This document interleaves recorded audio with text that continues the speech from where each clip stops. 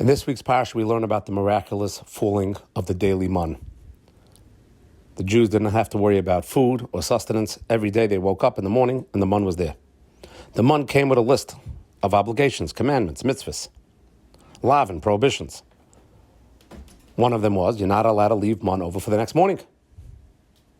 A prohibition. Obviously, the Rambam explains that it does not get listed in the 613 commandments because any mitzvah that was applicable for a short term during the 40 years they were in the desert doesn't get listed. But of course, during the 40 years, it was a regular prohibition. It was equal to eating chaza. It was equal to not putting on tefillin. It was a violation. But not counted for today's 613 mitzvahs. What was the reason for the mitzvah? What was the reason they couldn't leave it over? So the Mefarshim bring down, it's obvious, that the Gemara in Saita says that person should only worry about what's in front of him. Don't worry about tomorrow so much. Realize that Hashem is running the world, not to be concerned about it. Here the Jews were on a miraculous level. They were being fed, they were being clothed, they were being housed, protected through HaKadosh Baruch Hu in the desert. And therefore, one of the ways to prove that they had a real belief was not to leave over anything to the next day. Don't worry about tomorrow. Don't worry. Tomorrow when it comes, Hashem will take care of you tomorrow. Just like He takes care of you today. Now, what about today? Again, it could be that the reason for the mitzvah is applicable today. Someone should work and close his store. If he has a store like in the old days, close the store at 11 a.m. as soon as he has enough money to survive for that day. And then tomorrow morning, open up the store again. And there were some great people who lived on that level.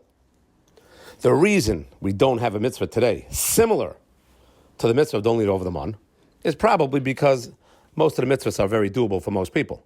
And the average person surviving and living doesn't have that inner strength to close up a store at 11 o'clock and say, okay, tomorrow I'll earn my money. So therefore we have something called a bank account where we rely on something called a rainy day.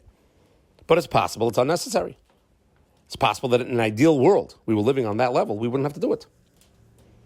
We've been talking recently about Reb Gershon Liebman and other greats who lived this type of life. They lived it. The halacha is that when you were benching Birchas Hamazon, we don't have a knife on the table. Why is there no metal knife on the table by benching? Because one time in the story of the Gemara, when a person was reading about the destruction of the Beis Mikdash during benching, he got so upset that he harmed himself. So the obvious question is, okay, what are the average people today? You're taking a knife off the table when odds are we're not going to be that distraught over the destruction of the Beis Mikdash. So one of the explanations is you take the knife off the table to remind you where you should get to. The goal is to be that distraught. Okay, we're not there. But the halacha applies. So it could be that when it comes to working for a living, that ain't a chanami. We're not obligated, as a 613 commandment, to close the store at 11 o'clock. But we should recognize that it's a goal to get to, where we can close the store at 11 o'clock and realize that everything is from Shemayim. The miraculous and the non-miraculous is all the same from Hashem. And therefore, get to working on Amunah. That's what this parsha is about. They had it during the 40 years of the desert, and they lived that. And only Dasan Vavirim violated that law. But we have to get to the point where we can live that same type of lifestyle. Good Shabbos.